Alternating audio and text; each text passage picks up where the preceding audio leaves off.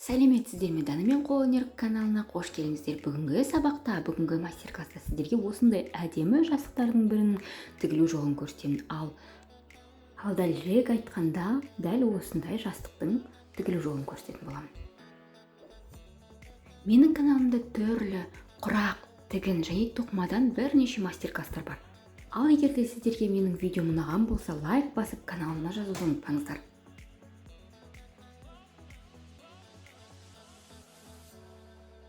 Дәл осы өрнекті жастықтың мен ақ және көк түстен тігетін боламын. Мұнда схемасы. Дәл осы схема бойынша тігетін боламыз. Осы схеманы скриндап алыңыздар. Менің материалым турецкий матовый велюр ақ және көк түстен. Екі ортасын біріктірген кезде бір тігіспен тігіп алып, кейін тегізатып тіксеңіздер де болады. Бірақ дәл осылай 2-3 қайтара тігіп шықсаңыздар да болады. Ал схемасына келетін болсақ, тігінен және ұзындығынан 5 қатар жүргіземіз. Және де осы пайда болған 4 бұрыштардың ішіне сызықтарды қойып шығамыз. Алдыңғы схеманы скриндап алған болсаңыздар, дәл сол схеманы осылайша сызып шығасыздар. Схемасы өте оңай, қайталанатын сызықтар және де соңына дейін дәл осылай сызып кете бересіздер. Материал турецкий матовый велюр болғандықтан ол бір-бірін жылжытады, және де егер сіз бірінші рет тігіп тұрған болсаңыз, сіз бірінші көктеп тігіп алуыңыз қажет. Ал енді біздің схемамыз бойынша тігіске келетін болсақ, 4 бұрыштардың ішіне осылай таяқшалар қойып шықтық. Сол таяқша, сол сызықша бойынша біз тігіп шығамыз. Тіккен кезде тігісіңізді 2-3 рет қайталап тігіп шығыңыздар. Себебі сөгіліп кетуі мүмкін, және сөгіліп кетсе біздің өрнегіміз шықпайды. Дәл осылай 4 бұрыштың 2 бұрышынан алып, кезек-кезек тігіп отырасыздар. Ең алдымен тігіп бастаған кезде біз схемамыз бойынша 2 қатарды бірге тігіп алып жүрміз. Бұл жерде 5 қатар болғандықтан ортасындағы бір қатарда ешқандай таяқша сызбаймыз.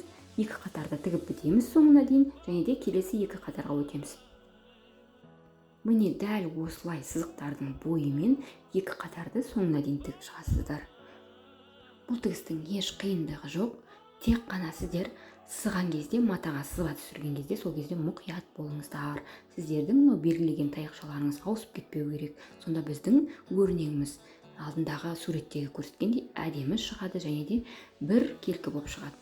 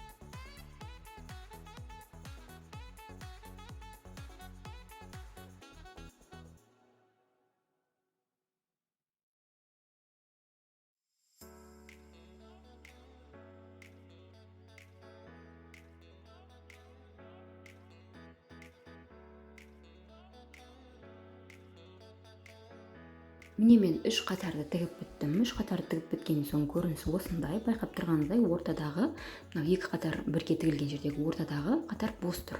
Ол жерде ешқандай схема жоқ себебі. Енді келесі бетке өтеміз. Міне соңына дейін тіккен кезде осындай бір өрнек түрі шығады. Сосын соңында сіздер осы 2 бетін біріктіріп тігесіздер де қалған өрнектерді тігіп шығасыздар. Немесе басында 2 матаның 2 шетін біріктіріп тігіп алып, сіздер өрнектерді осылай тігіп кете берсеңіздер болады. Ал маған ыңғайлы вариант осындай.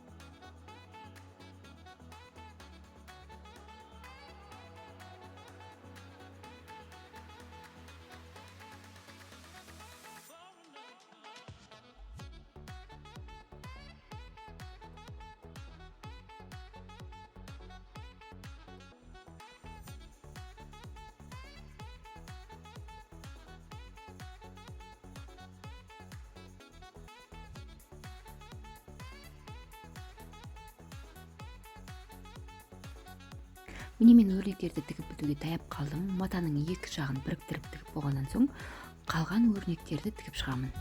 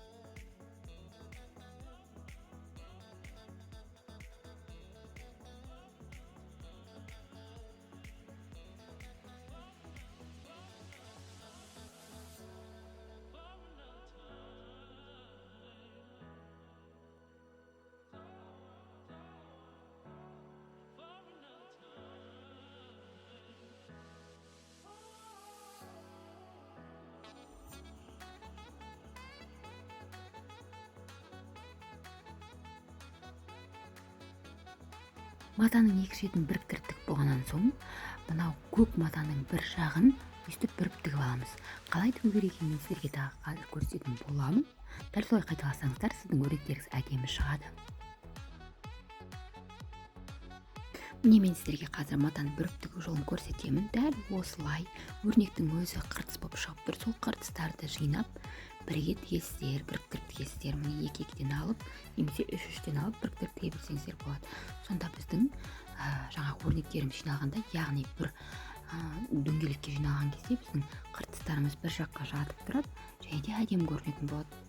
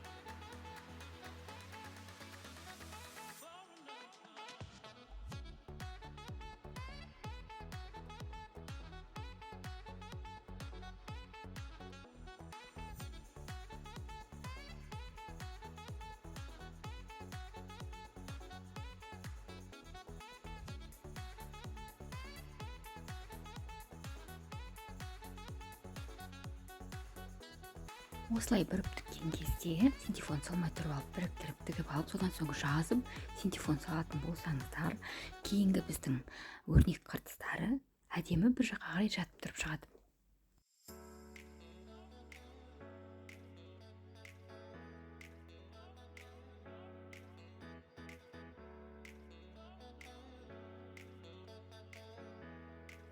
Негізі екі жағына тігілетін аксессуарды өздеріңіз таңдасаңыздар болады. Неше түрлі әдемі базарда брошкалар бар, ал мен бүгін сіздерге қолдан жасаудың, үй жағдайда жасаудың жолын көрсетемін.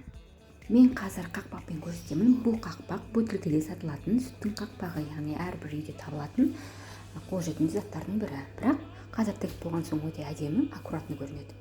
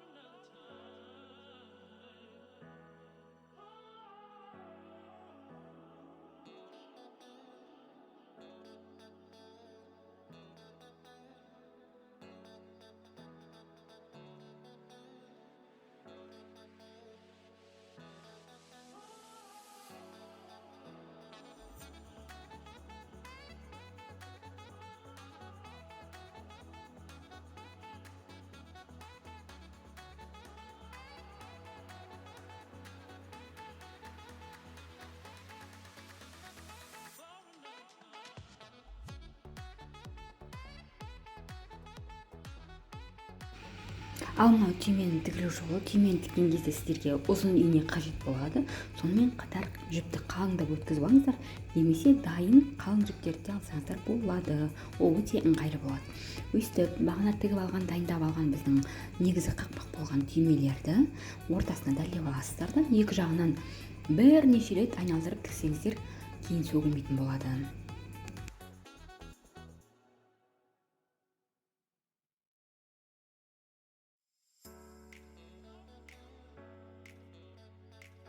Түймемізді жіппен біріктіріп алғаннан соң екінші жағына осылай өткіземіз.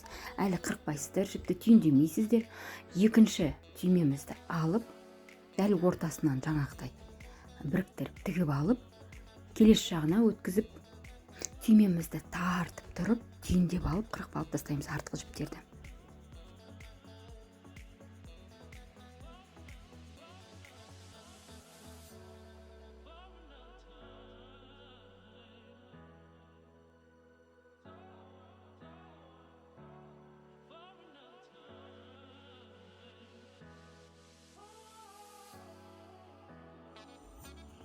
Міне осылай тартыңқырап тіккендеріңіз дұрыс. Сонда біздің түймеміз кішкене ішке қарап тұрады және жастығымызға әдемі форма береді.